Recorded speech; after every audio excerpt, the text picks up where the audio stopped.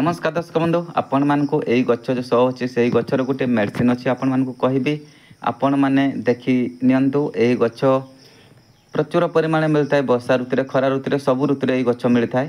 तो आपण मानकर जदि पेट गरम होची तो आपण मैंने किपरि आपण मानक पेट गरम को ठंडा करें।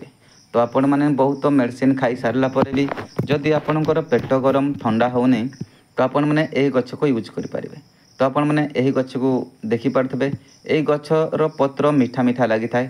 तो आपण मैंने काठी एवं ब्रश कर सारापर आपण मैंने 50 ग्राम पत्र यही गचर आनी पकातु ताकू सफा कर धोई नियंतु।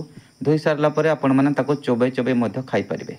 नचेत आपण मैंने ताकू शिଳରେ पालिश करी बा ग्राइंडर पालिश करी बाटी नियंतु। तापर कपड़ा साहाय्य बा चा छणा साहाय्य छाणी नियंतु।